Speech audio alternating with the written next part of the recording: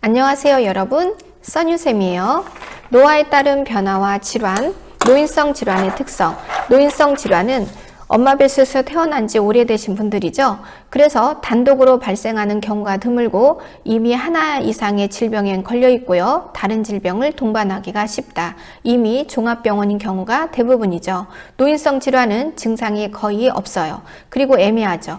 이게 노화로 인해서 아픈 건지 아니면 위험한 병이 생긴 건지 구분하기가 어렵기 때문에 노인들이 아프다고 하면 검사를 더 많이 합니다.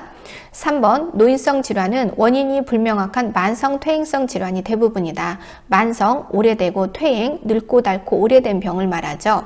4번 노인성 질환은 경과가 길고 재발이 빈번하며 합병증이 잘 생긴다.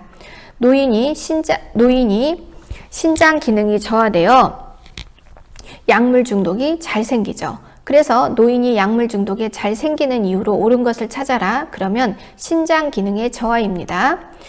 같은 70이 되었을 때 간은 어느 정도 해독하는 기능이 있는데 신장은 여과의 기능이 많이 현저히 떨어져 있어요. 그렇기 때문에 형님인 간이 해독해서 동생인 신장에게 던져주면 동생은 소변이라는 매개체로 우리 몸의 찌찌를 밖으로 버려야 되는데 빨리빨리 버릴 수가 없어서 몸 안에 쌓이게 되죠. 그래서 6번을 보시면 노인은 젊은 사람보다 약물에 대해 민감하다. 그래서 신장의 소변 농축 능력, 소변을 진하게 쌓이게 하는 능력과 배설하는 능력이 저하되어 약물 성분 찌꺼기가 신체 내의 몸에 오래 남아 중독 상태에 빠질 수 있다. 그렇기 때문에 노인들은 70이 넘은 나이에 너무 진한 약을 먹거나 너무나 약을 많이 남용하거나 하면 황달이 와서 실려오는 경우가 있어요. 이렇게 간이 손상되는 황달이 오는 이유는 근본적인 이유는 간이 나빠서가 아니라 어디가 나빠서이다. 신장이 나빠서이다.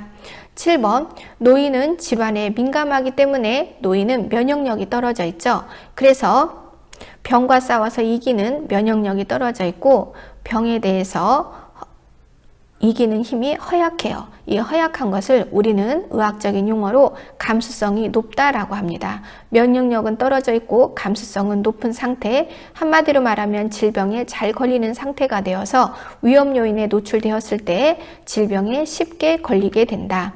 8번 노인은 가벼운 질환에도 의식장애를 일으키고 쉽게 쓰러질 수가 있다. 설사 몇 번에 열이 좀 났다고 폐렴이 걸렸다고 의식을 잃고 쓰러질 수가 있다.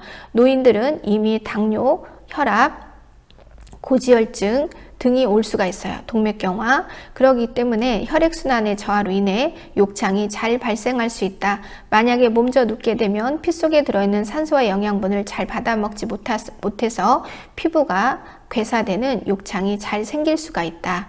10번 노인이 병이 걸려서 와상이 되지 않도록 도와야 된다. 와상이란 등급으로 치면 1등급, 2등급을 말하죠. 누워 지내는 상태, 누워 지내게 되면 혈액순환이 더 잘 되지 않아서 세포가 피 속에 들어있는 산소와 포도당을 받아먹지 못하는 상태가 되면서 피부가 세포의 괴사를 일으키게 되죠.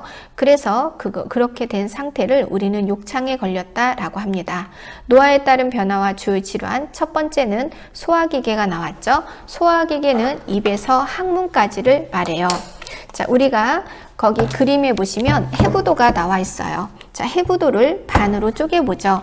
그러면 왼쪽과 오른쪽이 있어요. 좌측에는 위가 있고요. 우측에는 간이 있습니다. 항문은 어느 쪽에 있느냐? 왼쪽에 있어요. 그리고 대장의 대부분은 다 좌측에 있죠. 자, 그러면 볼펜을 가지고 한번 절을 따라서 해보세요. 구강으를 통해서 식도를 통해서 위에서 12지장 이제 관을 뺄 거예요. 자, 위를 통해서 식도를 통해서 구강으로 빠졌습니다.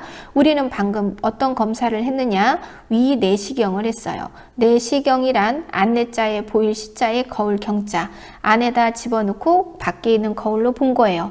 그래서 위 내시경을 했으면 위 내시경, 식도를 했으면 식도 내시경, 대장을 했으면 대장 내시경 이렇게 붙이면 돼요.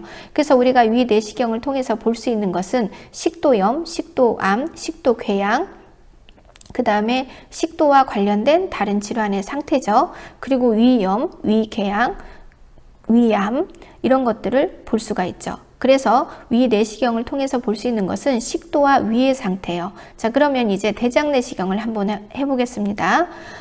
학문을 통해서, 직장을 통해서 S장, 그래서 이제 내려가요. 자, 하행선, 그리고 다시 이제 대장을 통해서 빠져나옵니다. 자, 이렇게 해서 우리는 무엇을 했냐면 대장 내시경을 했어요. 대장염, 대장궤양, 대장에 용종이 있는지, 암덩어리가 있는지 볼 수 있어요. 자, 그러면 우리가 소화기계의 통로는 이렇게 위 내시경, 대장 내시경을 통해서 봤는데 소화기계의 핵심이 되는 간과 췌장과 담관은 볼 수가 없죠. 이렇게 간담체를 보는 검사는 복부 초음파예요. 그래서 우리가 건강검진을 받을 때 추가비 한 7, 8만 원을 추가로 더 대고 복부 초음파를 같이 받으시는 게 좋겠습니다. 복부 초음파는 가족 중에 간암이나 담도암, 췌장암 이런 암이 걸리신 분이 있으면 받는 게 좋고요.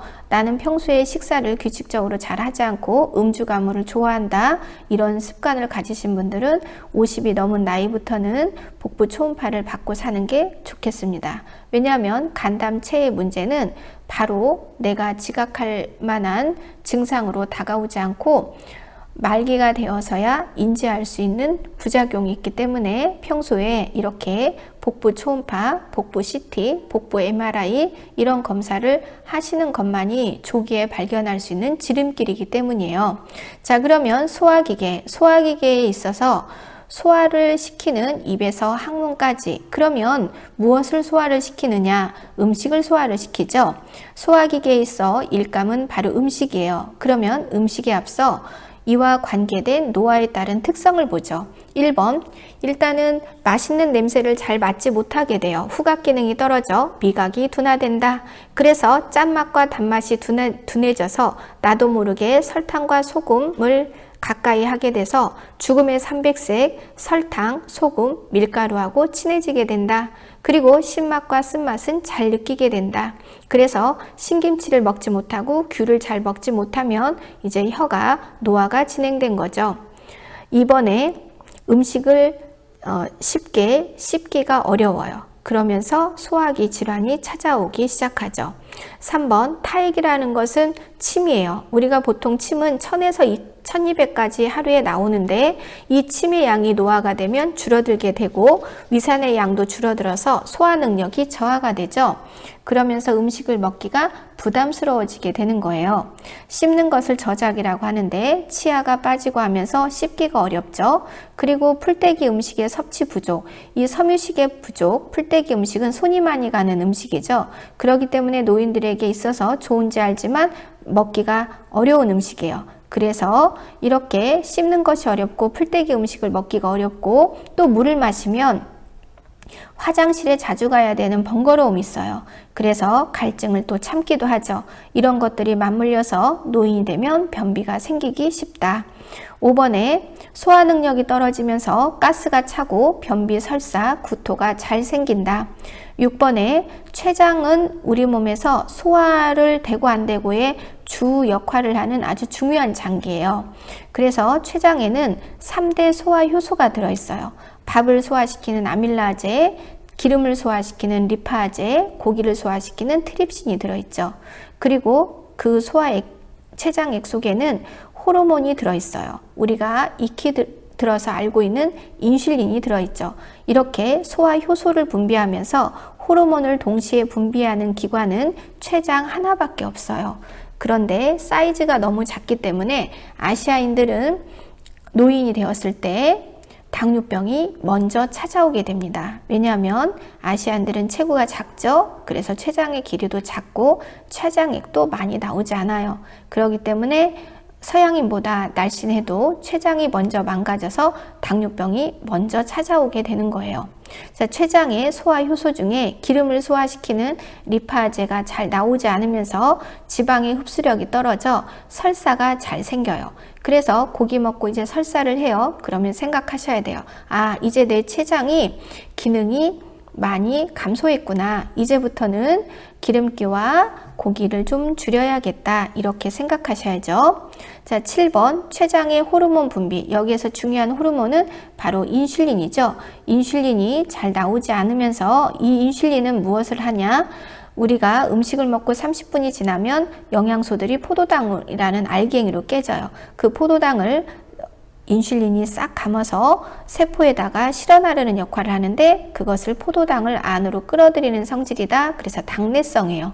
당내성에 문제가 없으면 당뇨병이 없는 거고, 당내성에 문제가 있으면 당뇨병이 걸리기 쉬운 상태에 이미 당뇨병에 걸렸다고 볼 수가 있죠. 자, 그래서 이런 인슐린이 적게 나오면서 포도당 성분이 소변으로 빠져나가는 병에 걸린다. 그것을 당뇨병이라고 합니다. 췌장의 노화로 인해서 지방의 흡수력이 떨어지고 췌장의 노화로 인해서 당뇨병이 쉽게 걸린다. 그리고 엄마 뱃속에서 태어난 지 70년, 80년 동안 밀어내기만 했죠. 오줌을 밀어내고 똥을 밀어냈어요. 그러다 보니까 요도, 질, 항문, 관략근이 헐거워졌어요. 헐거워져서 재채기 하다가 오줌을 지려요. 요실금. 조금 뛰었더니 똥이 나와요. 변실금. 차 타고 30분 이상 달렸더니 항문이 헐거워져서 똥이 나와요. 변실금. 대변을 지린다. 변실금. 오줌을 지린다. 요실금. 그래서 변실금 때문에 관략근 쪽에 수술을 하시는 일도 흔하게 발생하기도 합니다. 자, 간 기능이 떨어져 우리가 간은 대사와 제거 능력을 하는 곳이에요. 그래서 음식으로 들어오는 거, 약으로 들어오는 거, 여기 속에 들어있는 찌찌를 해독하고 찌꺼기를 분해해서 다른 형제간들 장기에게 던져주는 역할을 하는 게 바로 간이죠. 그래서 간하면 머릿속에 해독이 떠오르시죠. 그런 해독의 능력이 떨어져서 황달이 오게 되는데 그것을 간 기능이 감소했다 하죠.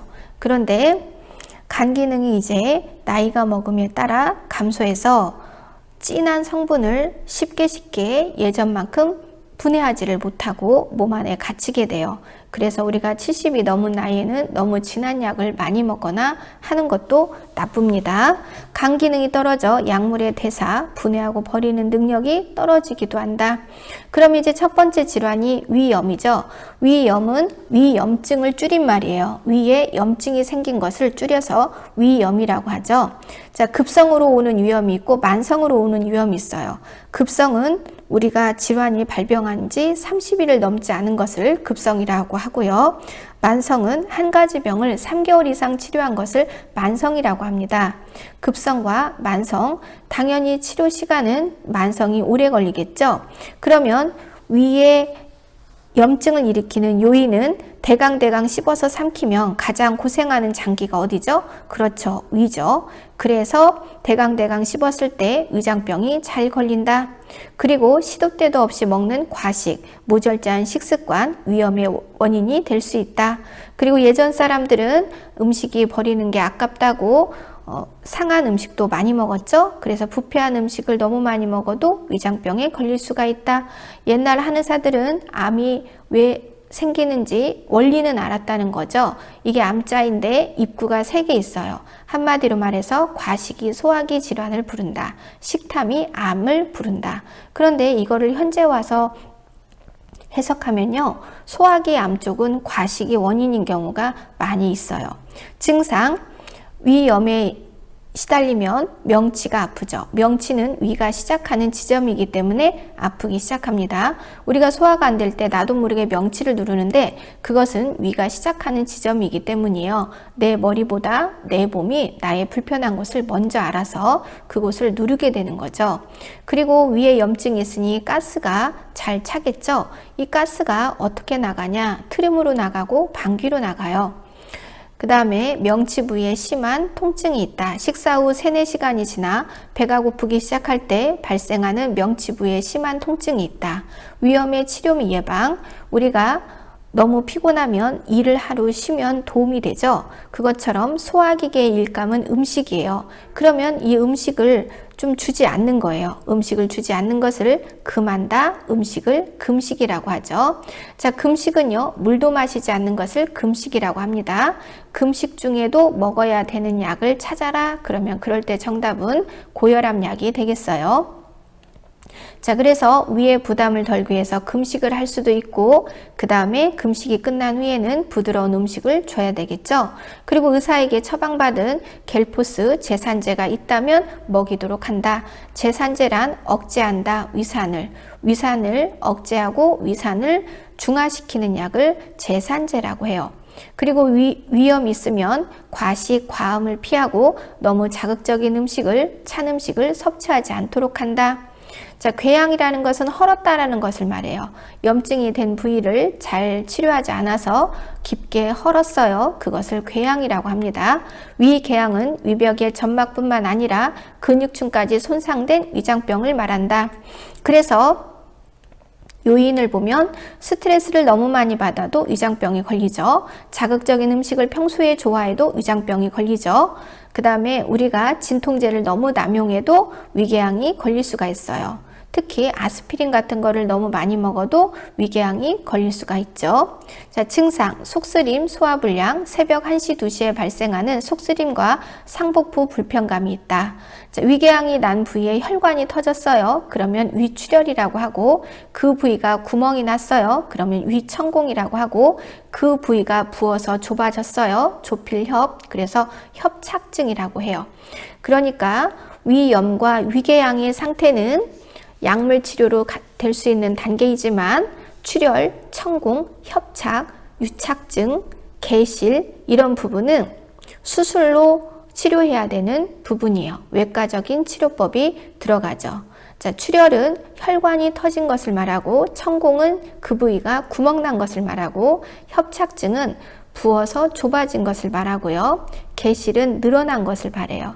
우리가 노화가 되면 안의 장기도 노화가 와요. 그러면서 피부가 늘어지는 것처럼 장기도 늘어지는데, 특히 식도와 대장 개실이 흔하게 일어나는 일 중에 하나입니다. 음식이 지나가다가 한 방울씩 떨어져요.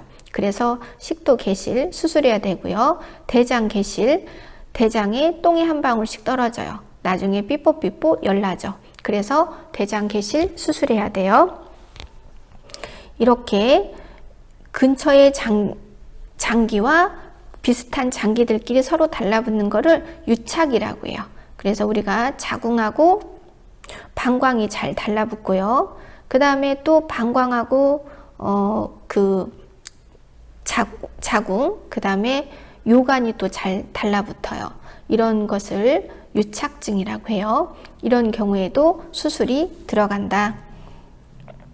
그러면 위궤양의 치료 및 예방, 1번 식이요법이죠. 일단은 의사가 처방한 약물요법을 잘 지켜야 되고, 그와 함께 자극적이지 않은 음식을 먹는 식이요법, 그리고 위는 우리의 싫고 좋음의 감정과 연결된 장기예요. 그렇기 때문에 심신의 안정, 몸과 마음을 스트레스 받지 않게 안정을 하고, 그래서 안정하는 방법 중에 하나가 뭐죠? 수면을 취하는 거죠. 이렇게 하고 규칙적인 식사를 하면은 훨씬 위장병이 좋아지게 된다. 그러면 여기서 말하는 규칙이라는 것은 규칙적으로 정해진 일정하게 이것은 길들인다는 뜻이에요. 여기에서는 소화기를 길들이는 거죠. 규칙적인 시간에 식사를 하는 것은 규칙적인 시간에 일감인 음식을 넣어줘서 소화기를 길들이는 거예요. 우리가 예전에 엄마 옆에서 길들임을 받았을 때는 위장병이 없었어요. 아가야, 아침은 8시에 먹고 점심은 12시에 먹고 저녁은 7시가 되기 전에 먹자, 이렇게 했을 때는 위장병이 생기지 않았는데, 객지 생활을 하면서 먹을 때는 많이 먹고 굶을 때는 몽땅 굶고 이런 불규칙한 생활을 하면서 이제 소화기가 망가지게 되죠. 그래서 이제 좋은 직장 다 버리고 엄마 옆으로 내려와서 살게 되는 일이 생기는데, 이러한 이유는 바로 길들임의 규칙이 깨졌기 때문이에요. 그래서 깨진 패턴을 다시 복구를 해야 되죠. 그 복구할 때 매우 힘들죠. 자, 위출혈, 위천공, 위협착 등은 지체 없이 병원에 와서 수술해야 되는 위장병 소화기 질환이다. 자, 그래서 위암. 자, 위암은, 암이라는 것은 비정상적인 단백질 덩어리를 말해요. 그래서 영양분만 주어진다면 영원히 사는 불사의 세포이기도 하죠. 그래서 불사를 연구하시는 분들은 암세포를 가지고 역으로 연구를 합니다. 우리가 이 암덩어리가 나쁜 이유는 숙주의 모든 영양분을 빨아먹으면서 자신은 끝없이 성장을 하고 그 성장을 멈추지 않고 그러는 과정에 숙주는 영양 불량이 생기면서 사망하게 되죠. 자, 위에 생긴 암을 위암이라고 해요. 위암은 점막 하층을 지나 근육층 위로 뚫고 나온 상태를 말한다. 그래서 위암의 요인, 평소에 빈혈이 있었던 사람, 왜냐하면 위에 암덩어리가 생기는데 그러면 위산이 잘 나오지 않게 돼요. 그러면서 우리가 100% 완벽한 적혈구를 만드는데 위산의 도움이 좀 필요한데 위산이 잘 나오지 않으면 고로 빈혈이 생기고 빈혈이 생기면 또 악성 암덩어리가 생길 확률이 더 높아지죠. 그래서 빈혈과 위암과 빈혈과 위염은 동전의 앞뒤로 함께 움직이는 병입니다. 그래서 오랜 시간에 걸쳐서 빈혈에 시달리신 분들은 차후에 위암에 걸릴 확률이 높아집니다. 위산이 잘 나오지 않으면 위의 pH가 또 올라가기 때문이죠. 위의 pH는 2에서 2.5를 유지해야 되는데 2.5 이상에 올라가게 되면 세균이 살 수 있는 상태가 되고 세균이 살게 되면 그 속에서 세포를 약하고 딱딱하게 만드는데 기여하게 돼요. 자, 우리가 짠 음식, 동서양의 의사들이 짠 음식을 다 싫어해요. 왜냐하면 짠 것은 세포의 수명을 단축시키고 불순물을 밖으로 나가지 못하고 몸 안에 가두는 역할을 해요. 그래서 우리가 동서양의 의사들이 전부 다 소금을 나쁘게 설명하는 거죠. 위암의 가족력, 이렇게 가족력이라는 것은 암세포를 나누어 가진 걸로 보지 마시고 한 지붕 한 가족, 같은 습관, 같은 패턴을 나누어 가진 걸로 이해하시는 게 좋겠습니다. 물론 많은 술과 많은 담배를 피는 사람이 그렇지 않은 사람보다 나쁜 암에 노출될 확률이 더 높겠죠. 자, 그러면 위암의 증상, 서서히 진행되어 증상이 잘 나타나지 않는다. 모든 암은 서서히 진행됩니다. 암세포 하나가 생기는데 걸리는 시간이 보통 7, 8년에서 길게는 10년이죠. 자, 몹시 소화가 안 되고 배가 몹시 아프고 피를 토한다. 무슨 암이냐? 정답은 위암이죠. 치료 예방, 우리나라는 암에 대해서 5년간 보장하는 제도를 갖고 있어요. 그리고 5년 후에 이제 완치가 되었다고 좋아했는데 다른 암이 생겼어요. 그러면 그때 또 보장이 또 들어갑니다. 자, 그래서 소화가 안 되고 배가 몹시 아프고 피를 토한다. 무슨 암이냐? 정답은 위암이에요. 그러면 다음 시간에 이어지도록 하겠습니다. 수고하셨습니다. 좋아요와 구독을 부탁드리겠습니다.